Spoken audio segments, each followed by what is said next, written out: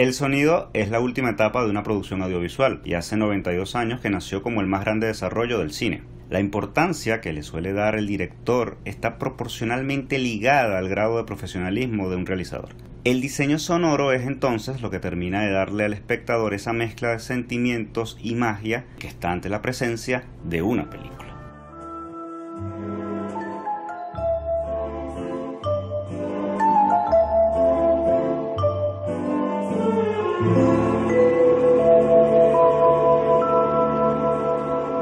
Bienvenidos a un nuevo episodio de Al Final de la Pantalla, donde hablamos acerca de lo que nos ocupa, preocupa e inspira del cine. Por acá les habla Ismar Guerrero. Y por acá Edgar Roca. Ok, el sonido es lo que nos convoca el día de hoy. Sí. Pero creo que es uno de los aspectos que suele ser pasado como muy desapercibido, pues Sí. al momento de pensar del cine, o por lo menos se cree que es como un estándar. Pues obviamente van a haber micrófonos en el momento de grabar una escena, va a haber un boom o va a haber una microfonía particular y ese es el sonido que vamos a escuchar en la película, pero eso obviamente no es así. Sí, no, es que el sonido siempre lo pienso como un dicho que una vez me dijo un odontólogo, que tú te das cuenta de que está allí cuando te duele. Uh-huh. Tú estás viendo una película y si se escucha mal, tú dices, pero ¿por qué se escucha mal? Ajá. Pero si mientras se escucha bien, tú estás disfrutando tu cosa y jamás piensas en que es parte importante de lo que estás oyendo, porque si no estarías viendo cine. Bueno, y esa es como una de las cosas que la gente solía hablar, digamos, del cine venezolano, pues como que sí. No podían aguantar una película de cine venezolano porque es que siempre se oyen mal, siempre se escuchan mal, ¿no? Todavía esa resistencia está en nuestros tiempos. Siempre hay como un defecto que la gente le quiere conseguir al cine hecho en Venezuela. En los 70 fue mucho más complicado, llevando al punto de que como había muchas coproducciones con Francia, en 1976 y 1977 se trajeron a un sonidista francés que trabajaba con la nueva ola francesa. Okay. Él fue el sonidista de películas como La Noche Americana, que se ganó un Oscar, Okay. Weekend de Godard, Pierre Le Fou de Godard. O sea, trabajó tanto con Truffaut como con Godard como con Romer, y ellos, algún grupo de realizadores venezolanos preocupados por este tema del sonido decidieron traerlo a él para que fuese el sonidista, por ejemplo, una película como se llamaba SN, Seguridad Nacional, de Luis Correa, que es uno de esos realizadores en esa época que era como llamativo para cierto público porque trataba estos temas de represión, de incluso de guerrilla, o es recordado en nuestro medio por ser aquel hombre que hizo el documental sobre el caso Mamera, que después fue transformado en ficción por Solveig Hovenstein como Macu, la mujer del policía, que es una de las grandes películas del cine venezolano, de las más taquilleras en cuanto a recaudación y a crítica, con un recorrido interesante internacional, de hecho. Y bueno, entonces se traen a René Levert, que es este sonidista, que quedó sorprendido un poco con las capacidades de la gente acá. O sea, él lo que decía, según palabras de esta historia me la contó Chalbó, que le sorprendía el grado de profesionalismo que ya había en los 70 en Venezuela. O sea, que lo que él vino a hacer no era otra cosa de lo que la gente estaba haciendo. Pero ¿qué pasa? Y esto en el previo a la grabación de este capítulo, pues estudiando, vemos que en esa época, mediados de los 70, 76, 77, es que salen las primeras películas, las películas en estéreo. Entonces, claro, estaba de moda el tema, está una película tan grande como Apocalipsis Now, entonces obviamente la gente al tener esto que viene y suena genial, suena en 5.1 y aquí nadie puede hacer eso, pues obviamente el sonido del cine venezolano es malo. Mira, fíjate aquí que es deficiente, o que se escucha muy mono, o sabes, principalmente eso es cuando digo mono es, sabes, esa diferencia entre canales, mono o estéreo, exacto. Lo digo para la gente que no capte ese punto. En fin, pasa el tiempo, él nada más trabajó acá en un par de películas. Ahora mismo yo tenía en mi cabeza que una de las películas era El pez que fuma, pero no tiene el título en la IMDb. Pero estoy casi seguro que él sale en los créditos, cuando ves la película sale allí. Al menos como el sonido directo fue hecho por él. La IMDb puede tener ahí una sí, pues que suele pasar, pues. Sí, claro. Sobre todo con películas no que no. Exacto. Sí, recordemos que además eso uno mismo lo hace, pues. Se puede editar. Claro. pasó esa etapa, el cine venezolano sigue adoleciendo algunas cosas como el sonido y se le sigue acusando. En Venezuela existe una empresa como 360 Studios que se encarga del diseño sonoro y es la parte que me hizo a mí entender, mira, esto es importante y esto que decíamos al inicio de que va proporcionalmente con el grado, quizás sea algo demasiado estricto, pero sí, en mi caso fue así. O sea, yo tomé conciencia del valor que tiene el diseño sonoro después de haber hecho una película, ¿sabes? Después de haber hecho, yo dije, oye, qué cantidad de cosas se puede hacer por acá. Claro. ¿Cómo puede uno alimentar la narrativa cinematográfica a través de esto? Y incluso me recordaste hace un rato una película de un portugués como Miguel Gómez de Tabú, que yo la había visto y no había pensado nunca en el valor que tiene. El artículo de Taste of Cinema, de una página, bueno, un gran número de los que contribuyen a la página son latinos, son autores de Latinoamérica, y él se incluía pues a Tabú, porque también del cine habla, o sea, al hablar del sonido en el cine también se habla de las rupturas, de lo que se puede jugar, digamos, con el tema entre la imagen que estamos viendo y lo que estamos escuchando y cómo se puede alimentar la historia, ¿no? Entonces hablaba de que se está viendo una fuente pues de agua, pero no se escucha el agua, sino se escucha lo que abruma en ese momento de la escena en cuanto a sonido es el viento y el bosque, pues, o sea, es lo que está. Entonces es como todo el juego que va en parte de la película, de cómo jugar con el espacio y con el escenario, pues, y con el lugar, pues, para y en ese punto creo yo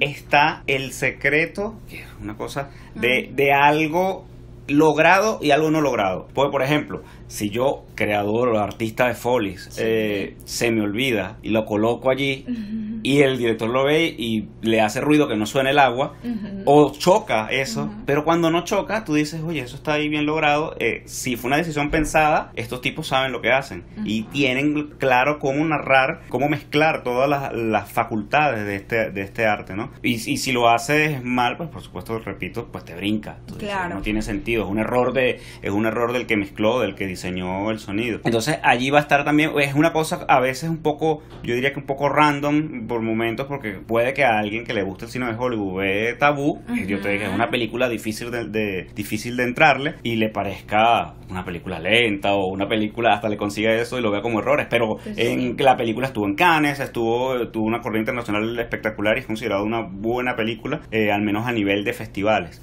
Y bueno, es interesante eso porque cae en el debate y de la importancia en cuanto al sonido. Hay cosas, por ejemplo, antes de ser estudiante yo recuerdo haber visto Beautiful, que está hecha en Barcelona, se habla en catalán en buena parte de ella, en algunos pasajes, y la propuesta de sonido de Iñárritu a mí me sorprendía. Yo recuerdo haber visto la película y haberlo visto a él en entrevistas mencionar como que a él le interesaba un sonido sucio, un sonido real, de que la gente sintiera que está en Barcelona. Y algunos dijeron, ay, pero es que es innecesario, porque estás viendo Barcelona, ¿para qué quieres escucharla? No se entiende nada de lo que dicen, además que hablan entre el catalán, las partes que hablan en catalán y el español, como tienen el acento a veces no se entiende. Entonces como que le pasó factura ese intento artístico de Iñárritu argumentado en eso. Él quería transmitir un poco, ¿no? Y él tiene como precedente, porque digamos quien fue, o sea, quien llevó eso a la avanzada de tener ese tema de sonidos que abrumaban, pues era Robert Altman con Jim Webb, que fueron los que trabajaron. Y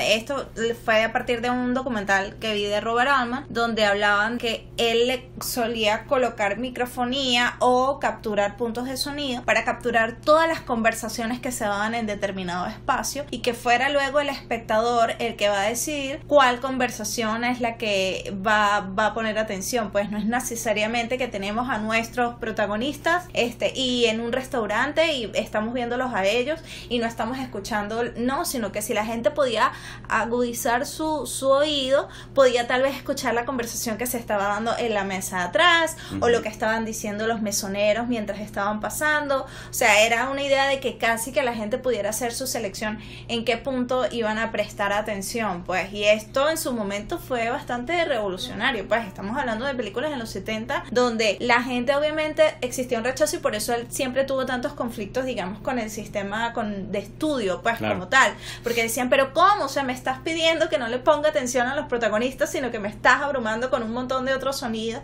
Él decía, bueno, pero es que esa es la experiencia que yo quiero darle al público, pues. Y después de que yo lo vi, es como una ruptura de vidrio, pues. O sea, una vez que tú tomas en cuenta esos aspectos, lo vuelves a ver.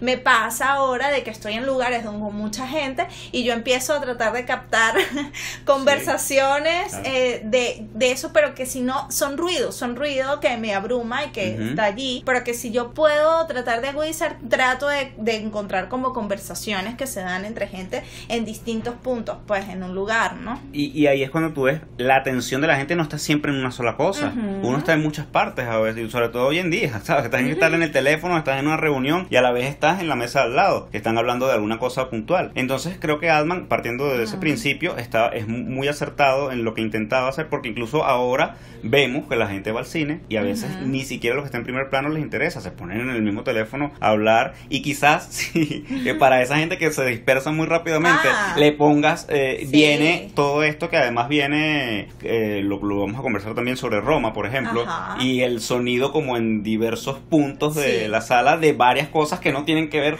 necesariamente con lo que está en primer plano. Es que nos ocurrió, vimos Roma juntos, ¿no? Y estábamos así como que, pero ¿quién está hablando atrás mientras la película se está proyectando? Y fue así como en un momento que... ok.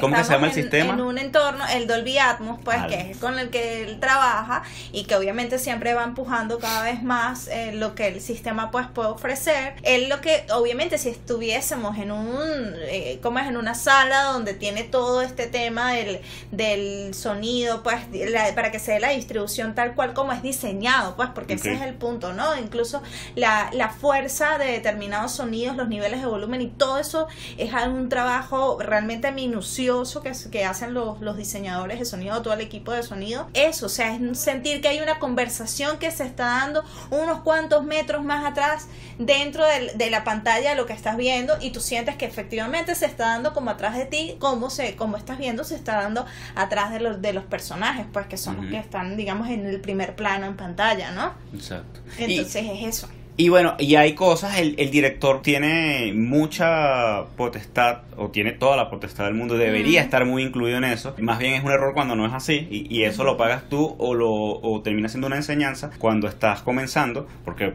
te decía, después de mi primera película, yo entendí muchas cosas del proceso cinematográfico, del montaje y del diseño sonoro, de la importancia de esas dos partes en producción que yo cuando estudiaba no, o sea, siempre era como el terminar la tarea y no como el disfrutar y entender que era parte de este proceso que implica el narrar, el contar una historia, y que además esa historia le interesa a la gente y la conecte. Entonces ahora ya en una segunda película he podido, ¿sabes? Tomar decisiones más pensadas en oye, esto está mal contado, hay una dislexia ahí a la hora de narrar de mi forma de hablar incluso y de pensar. Creo que esto, si lo movemos de aquí para acá, está bien. Y en el sonido pasa igual. Yo en rodando decía, oye, no voy a grabar cuando le echan, cuando él llena una jarra con agua, porque eso lo voy a poner por sonido. ¿Para qué voy a hacer un plano para verlo a él haciendo? No, eso lo hago yo por sonido y la gente va a entender, obviamente. Ahí voy a terminar de contextualizar. Exacto, ¿no? De contextualizar, porque tampoco tiene que ser todo tan plano de esto, plano de lo otro, no necesariamente tiene que ser así. Entonces, cosas como esas me pasaron en el rodaje, y ahora, súper incluido en lo que es la parte de diseño sonoro, podía dar casi unas pautas, ¿sabes? Escena por escena. A mí me encantaría que en esta escena, que está súper limpio el sonido, en el fondo se escuche que está lloviendo, que es de noche y está lloviendo. Cuando hablas de cosas que nos ayuden como en el contexto sin que necesariamente la estemos viendo, porque eso es como una inmediatez, pues. Sí. Estamos viendo algo en imagen, esa imagen está produciendo un sonido y vamos a reproducir el sonido. Exacto. Me remite un poco a lo que se quiso manejar con Come and See, que es una de las películas de guerra que siempre es como, bueno, una película rusa, que siempre es elevada como una de las mejores películas de bélicas, pues, porque te pone en el contexto de lo que significa estar en un campo de batalla, ¿no? Sin ser soldado, ¿no? Estos son civiles, pues la historia está enfocada en la Segunda Guerra Mundial, en Rusia, en estas zonas agrícolas que se ven obviamente trastocadas por la guerra, y la manera en cómo se trabaja el sonido es que en todo momento se escuchan las balas cortando el aire, no necesariamente el impacto de la bala contra una superficie, sino es el sonido que van pasando constantemente sí, no estamos viendo las armas de donde están siendo disparadas, ni la, cómo es el impacto final que va a tener las balas, pues. Pero sí es abrumador el sonido, que crees que es una brisa, y luego cuando vas detallando obviamente la acción y la tensión que se maneja en el momento, no, son las balas que están cortando el aire mientras nuestros protagonistas o la persona que tiene el centro protagónico de la escena de acción está tratando de trasladarse de un punto a otro, ¿no? Entonces son esas cosas que te ayudan como a estar en el momento, y que las pueden pasar desapercibidos, pero una vez que tienes como un referente, o ya no puedes dejar de ver otra cosa y llenarte como de esa tensión, ¿no? De que en algún momento una de esas ráfagas va a tener un impacto y posiblemente sea con nuestro protagonista, ¿no? Y que termine hiriéndolo, ¿no? Claro. Entonces es como esa amenaza sin necesidad de que estemos viendo al soldado con el arma disparando, ¿no? Sí, y esa película que mencionas ya de hace un poco más de 30 años, más de que del 85, sí. Me hace pensar en otras dos películas actuales que quizás pueda servirle a nuestro público de referencia, pero antes de esas películas, obviamente me gustaría como hacer ese recuento cronológico para llegar a ellas, porque recordemos, lo decíamos en la introducción, de que esto tiene 92 años, porque la primera película sonora es del año 27, El cantante de jazz. Esto es a manera de datos cronológicos o efemérides del sonido.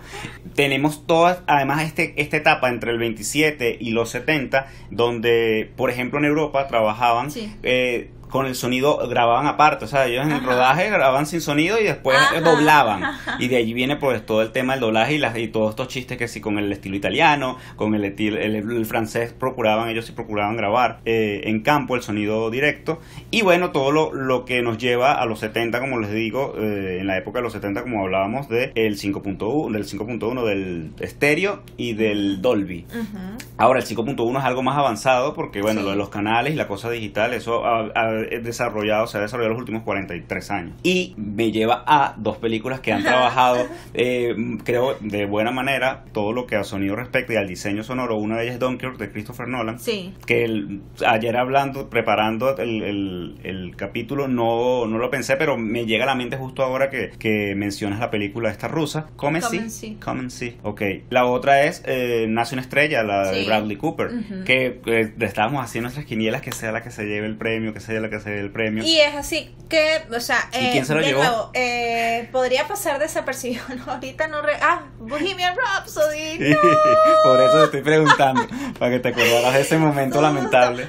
Bueno, que digamos que porque, bueno, obviamente dicen toda película musical, pues siempre son como las favoritas para que se lleven este premio, pero en el caso de Nace una estrella, hubo un trabajo muy particular, y de nuevo, son cosas que lo damos como por sentado, o sea, cuando lo vemos, obviamente estoy escuchando estas cosas en escena, pero cuando ves el trabajo que requiere, digamos, la captura de la distancia, a mí una de las cosas que me dejó como más cautivada, pues, de la película y de su diseño, es el momento en el que Lady Gaga, se acerca al micrófono, y la distancia que ella toma entre el micrófono y su cuerpo, pues, y su voz, y los momentos en los que ella se separa, o sea, eso es completamente perceptible. La sincronización y cómo lo percibes. Sí, exacto, la distancia que ella toma para hacer su grito gutural, cuando se acerca, o sea, y más, tienes el público, o sea, son como los distintos canales que ellos fueron trabajando, pues además es la microfonía, que luego obviamente tienen los músicos en escena, que es mucho más baja,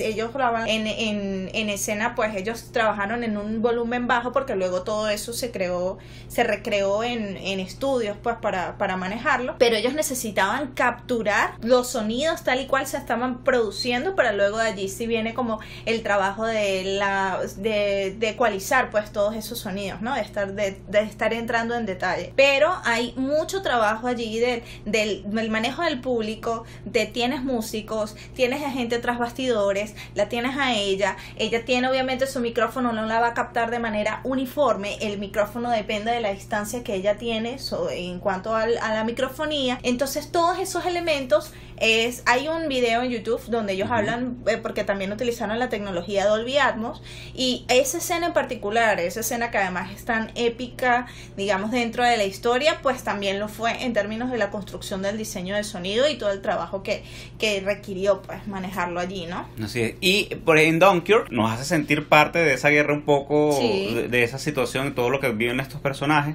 Recuerdo que hay mucho como un sonidito de reloj que nos persigue a lo largo de toda la película y que nos lleva, pues, ¿sabes? Ese no es real, eso está colocado allí, pero nos lleva a una ansiedad de que está pasando el tiempo, de que va a pasar algo, y ese es el poder que tiene esta herramienta, porque más allá de lo que estamos viendo, la premura del constante tic-tic del reloj, pues nos va a hacer entrar, o te va a dar ansiedad, o te va a fastidiar, pero no te va a hacer indiferente. Bueno, ese es el punto en el que, digamos, cuando un compositor entra también en el trabajo de diseño de sonido, ¿no? En ese caso fue Hans Zimmer, que estaba muy conectado con la historia, y creo que también lo hicieron ellos en Inception, con los distintos niveles y la ralentización del sonido. Je ne regrette rien, que era perdón por ese francés tan malo, pero es la canción de Edith Piaf que suena en toda la película, ¿no? Y que digamos la distancia o lo ralentizado que estaba el sonido dependía de los distintos niveles en los que ellos estaban, bueno, según la historia, ¿no? Y esto no es nuevo, esto se ha dado, y uno de los digamos películas o ejemplo de ello fue Los pájaros de Hitchcock, donde no tiene banda sonora, pero Bernard Herrmann, que era con el que él trabajaba, fue el que manejó todo el diseño del sonido de las amenazantes de las aves, pues, que con el momento que se van acercando y cómo era el manejo de tensión, pues él estuvo trabajando en ese nivel, pues, de diseño, pues. Y hay otro ejemplo en cuanto al sonido. Aquí es música, es banda sonora, pero recordamos porque se hace famosa Psicosis, por ejemplo, la secuencia esa del asesinato en la bañera, que siempre va acompañada de ese sigilo, de esa música creada. Vértigo, Vértigo, que además es una mezcla entre la música y esos diseños desde el arranque de la película, el diseño de los créditos y de la cosa es un cine, para mí es un cine total, y para los franceses lo era también. Ellos valoraban la capacidad de este tipo de estar pendiente de todas las áreas, ¿sabes? Era ahí la imagen, era la edición, era el sonido que le metía, o le da ese toque que el director tiene de lo que debe estar pendiente dentro de su película, ¿no? Porque es lo que cierra. Ya después, si tú dices, bueno, ya grabamos, editamos y la estrenamos, no va a ser lo mismo a que acompañes escenas donde a lo mejor está muy largo el diálogo y necesitas para potenciar las emociones, música, o darle ese toque de cotidianidad para que no se sienta como que estamos en un estudio aquí grabando un podcast donde no queremos que haya otro ruido. No, si no sabe, vamos a meterle vida, darle vida a esos espacios, ese universo que estamos creando. Entonces es lo que termina de darle vida sin duda al cine, a la película, a ese universo creado por sus guionistas, sus directores y todos los equipos que trabajan, o todas las personas que trabajan forman parte de una película. Y bueno, otro aspecto que también pasa como muy desapercibido es la idea de los sonidos en escena. Siempre pensamos de que si se cierra una puerta es porque se está grabando una puerta cerrar, una puerta abrirse, o como tú dices, pues el ejemplo del agua que está siendo vertida en un vaso y estamos captando ese sonido. Si los protagonistas están caminando por una calle empedrada, esos sonidos, esas piedras, porque bueno, están caminando, pero a medida de que el cine obviamente fue empujando escenarios y cosas que están, digamos, fuera de lo normal, entonces también se va pensando en cómo se puede capturar esa escena, o sea, el sonido en esa escena, en escenas de batalla, en escenas épicas, pues, de que suene de una manera muy particular. Y ese fue el trabajo de Jack Foley, quien se especializó precisamente en este tipo de captura de sonidos, y son cosas que fueron creadas de forma muy tradicional. Para Espartaco necesitaban las escenas de batalla, el sonido obviamente de lo que eran las espuelas, o de lo que era la armadura, pues estos hombres sobre estos caballos pues batallando, y uno de los sonidos utilizados o los que él grabó era el sonido de llaves, pues, o sea, de sus llaves las colocaba a sonar y eso captura ese sonido, y eso es lo que él incluye dentro, junto con los caballos galopando, los gritos de los hombres, o sea, todo este detalle. Y de nuevo son cosas que no se notan y que es como otra capa de imaginación dentro del cine, y que luego la industria a partir del 63 es que empieza a reconocer el trabajo que se realiza. Y bueno, y es un trabajo que, digamos, se le honra con el nombre porque ahora lo conocemos como Foley, pues, Foley, que es el tema de los efectos de sonido. Claro, fíjate, fue tan trascendente ese trabajo de este artista del sonido que no solo se le da el nombre a un ¿cómo llamarlo? A un espacio del trabajo, le da nombre a una manera de trabajar. Sí. ¿Sabes? Y ellos se ven obligados a crear esta nominación, este renglón dentro de los premios de la Academia en los 60. No estoy claro si Espartaco es de unos años antes del primer premio, es del 63, y Espartaco es como del 61, creo yo recordar. Sí. Y además, hablábamos de que desde el año 27 estábamos con la mezcla de sonido, con la música sonora. En los 30 ya el Oscar estaba reconociendo la mezcla como tal.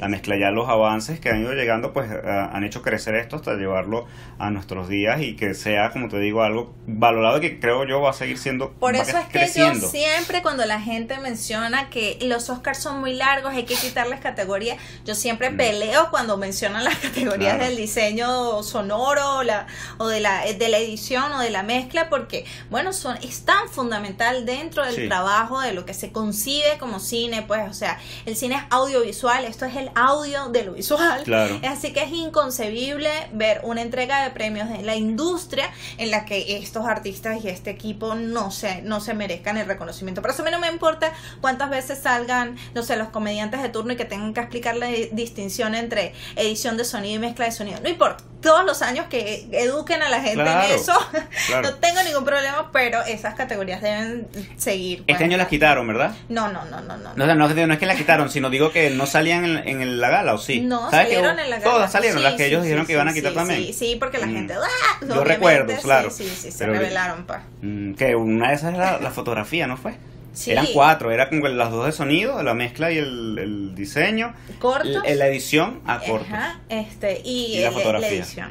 La edición. Sí, ya sabes, tienes 5 premios que estamos nosotros aquí hablando de la importancia y de que ahí pues cierras el trabajo. Pero, y hay que cada vez la gente, el espectador, que lo que va es a entretenerse, no está muy pendiente de eso. Sí es importante hacer ese trabajo cultural para que tengamos una formación de espectadores cada vez más consciente de lo que está viendo, cada vez más interesado y valorando lo que está viendo. Además, yo creo que eso va ampliando como incluso pues para cualquiera que esté interesado como en el cine, pero a lo mejor no se ve, digamos, no se ve como director o no se ve como en la parte de la fotografía, pero a lo mejor sí ves el trabajo que hacen los que se encargan del diseño de sonido, del trabajo del Foley. Tal vez encuentres allí como que wow, sí me llama la atención, o sea, sí creo que puedo entusiasmarme por ese aspecto de la industria y que tal vez, o sea, me pueda animar. Si mientras más de estas áreas se den a conocer, a lo mejor mucha gente esté consiguiendo como que, oye, sí me puede interesar, pues aprender más de ese aspecto y tal vez profesionalizarme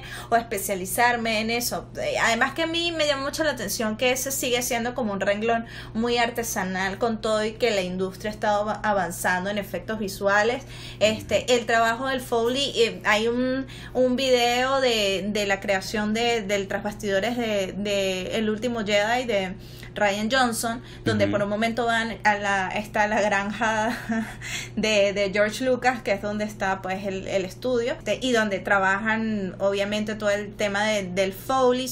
Eran en ese momento son un equipo de dos artistas, 2 mujeres, que están allí en un cuartito con un montón desde panderetas, vidrios, piedritas en frascos, para crear todo el universo sonoro de todas las criaturas, cómo suenan cuando corren, cómo suenan cuando caminan, cómo suenan los pasos en determinadas superficies, y son ellas con sus micrófonos y no sé, sonando una pandereta o haciendo este tema de estos palos de lluvia que entonces también los utilizaban para grabar. Es impresionante, pues, o sea, todo este tema y cómo ese oído de ellos se van afinando para seguir capturando, o cómo salían por determinados momentos fuera a la granja, a literalmente una parte donde hay un una granja donde tienen animales, Claro. y ellas a grabar todo este tema de lo de las aves allí de corral, pues capturando esos sonidos. Todo eso todo eso te reconcilia con lo simple, con la simpleza y la magia de crear algo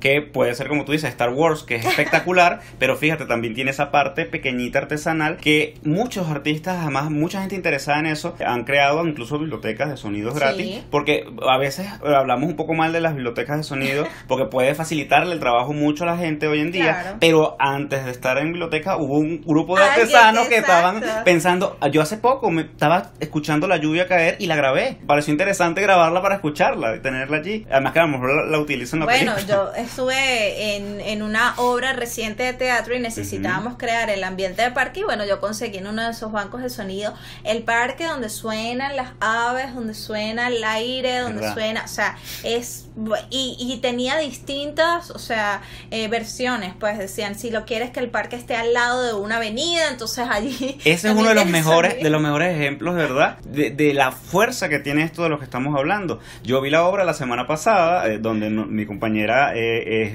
la protagonista, Yo soy la competente. es la actriz de la obra, y claro, yo llevo y pienso en el parque, o sea, yo veo la disposición de la obra y se entiende que es un lugar cerrado, o sea, no voy a dar spoilers de lo que va, pero cuando tenemos los pajaritos sonar, la gente, tú piensas en el parque y la luz, yo decía el parque, y es por eso, es ahora que estoy cayendo en conciencia, claro, ya estaba el trabajo hecho de sonido, y bueno, sigue argumentando la importancia de todo Sí, esto, ¿no? De sí. todo esto para el crecimiento de la narración, a la larga, del echar el cuento, de contar Sí, la bueno, y historia. a veces, digamos, ¿cómo es? Quedarse tan pegados en los bancos de sonidos, pues también da a situaciones muy graciosas. Hay un video que está corriendo de un grito muy particular que lo han utilizado en muchísimas películas. Oh. Ya lo compartiremos en nuestras redes. Entonces es muy gracioso ver distintas películas, todas utilizando el mismo grito. Y es así que bueno, son de esas cosas pues Sí. en medio de la industria, esos gags en los cuales se cae, que también resulta pues bastante entretenido pues. Pero bueno, esperamos de que esto ayude, como que ahora cuando vean una película vayan a prestar atención, o bueno, nos comenten cuáles son aquellos ejemplos que consideran bastante representativos del diseño sonoro y nos los puedan compartir en las redes también. Estamos en Twitter, Facebook, al final de la pantalla, nos pueden escribir también al correo al final de la pantalla @gmail.com. Entonces nos vemos la próxima semana. Nos oímos la próxima escuchamos. semana. Sí, así es. Chao. Chao.